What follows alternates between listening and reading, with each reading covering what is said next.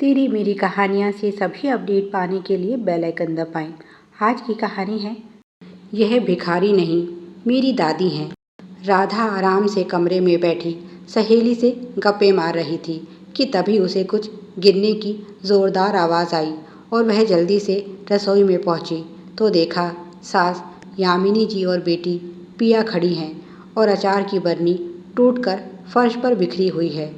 सारा माजरा समझते उसे देर नहीं लगी और उसने सास को भला बुरा कहना शुरू कर दिया। कब्र में पैर लटके हुए हैं पर बुढ़िया का चटोरापन नहीं गया। तेरी इस जीभ को आग लगे, सत्यानाश हो तेरा। इतनी मेहनत से बनाया अचार था, सब मिट्टी में मिला दिया।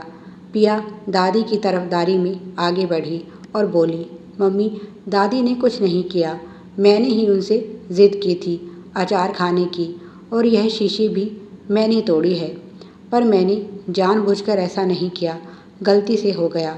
इतना सुनते ही राधा का सुर और ऊंचा हो गया। वह बोली, अब मेरे बच्चों को चोरी करना भी सिखाएगी तू? शर्म नहीं आती पोती से यह सब करवाते हुए? आज आने दे तेरे बेटे को, आज तो फैसला होकर रहेगा, या तो मैं नहीं या फिर तू नहीं। यामिनी जी आंसू बहाते हुए बोली, बहू ऐसा कौन सा पाप हो गया है मुझसे जो तुम मेरे साथ ऐसा बर्ताव करती हो? मैंने तो हमेशा तुम्हें अपनी बेटी समझा, पर तुम मुझे इंसान भी नहीं समझती, कम से कम उस भगवान से तो डर। अभी कुछ देर पहले राधा सास को खाना देकर गई थी। घर में सबके खाने के बाद जो बचा खुचा होता है वह यामिनी जी को मिलता है। उन्हें आम का अचार बहुत पसंद है।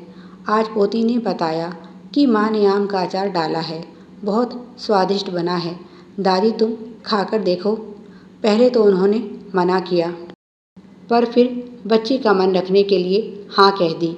उन्हें लगा पिया माँ से अचार लेकर आएगी, पर बच्ची जानती थी कि माँ दादी के लिए कभी अचार नहीं देगी, इसीलिए खुद ही अचार लेने की कोशिश में उससे बरनी टूट गई। यामिनी जी को गठिया की बीमारी है, आजकल दर्द कुछ ज़्यादा ही है, चल फिर नहीं पाती।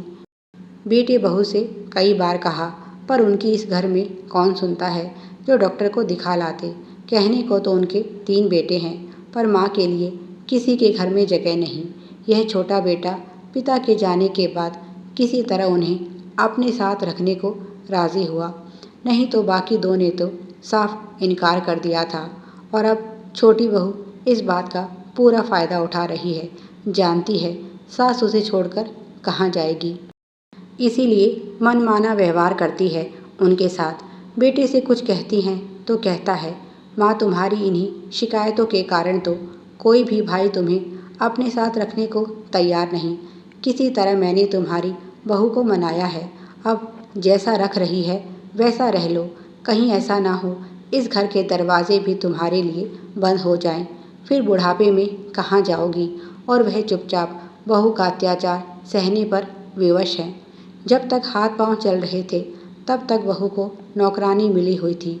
जब से उन्होंने खटिया पकड़ी है उसे यामिनी जी फूटी आंख नहीं सुहा रही।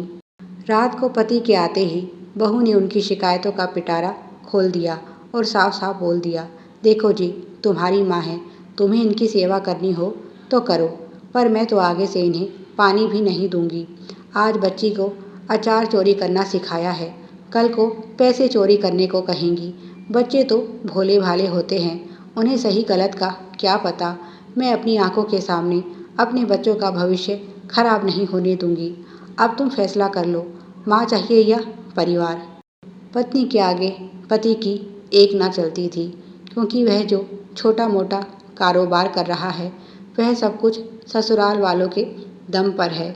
अगर पत्नी नाराज़ हो गई तो सब कुछ मिट्टी में मिल जाएगा। वह माँ के पास गया और बोला, माँ मैंने पहले ही कहा था कि कोई शिकायत नहीं मिलनी चाहिए तुम्हारी, अब मेरा कसूर नहीं, कल ही तुम्हारी व्यवस्था कहीं और करता हूँ। इस घर से तो तुम्हारा दाना पानी उठ चुका है। माँ उसका फैसला पहले ही जानती थी, इसीलिए अपनी ज़रूरत भर का सामान एक पोटली में बांधकर तैयार थी। वह बोली, बेटा तेरे आने का इंतज़ार था, सोचा जाने से पहले तुझे एक बार जी भरकर देख लूँ, अब चलती हूँ। वह बोला, रात को कहाँ जाओगी? यामिनी जी बोली, जहाँ किस्मत ले जाएगी चली जाऊंगी। और वह अपने कमरे से निकलकर जाने लगी। तभी देखा पोती ने भी अपना स्कूल का बैग तैयार कर रखा है। उसने भी अपने कुछ खिलौने और कपड़े उसमें रख लिए थे। उसने जाकर प्यार से दादी का हाथ पकड़ा और बोली, दादी तुम अकेली नहीं जा रही, मैं भी तुम्हारे साथ चलूँगी। तुम बीमार हो, मैं तुम्हें अकेला नहीं छोड़ूंगी। बच्ची की बात सुनकर यामिनी जी उसे सीने से लगाकर रोने लगी। घर में एक वही तो है जो उन्हें प्यार करती है। यह सुनकर बहू ने उसे खींचकर दादी से अलग किया और बोली, इस भिखारन के साथ तू कहाँ जाएगी? पिया चिल्लाई, यह भिखारी नहीं मेरी दादी हैं और तुम बहुत बुरी हो माँ। देख लेना एक दिन तुम्हारे साथ भी ऐसा ही होगा। बच्ची की आंखों में अपने लिए नफरत देखकर राधा सकते में आ गई और उसे प्यार मनुहार से मनाने लगी। पर पिया अपनी बात पर अडिग थी। उसने साफ साफ कह दिया, अगर दादी जाएगी तो वह भी जाएगी।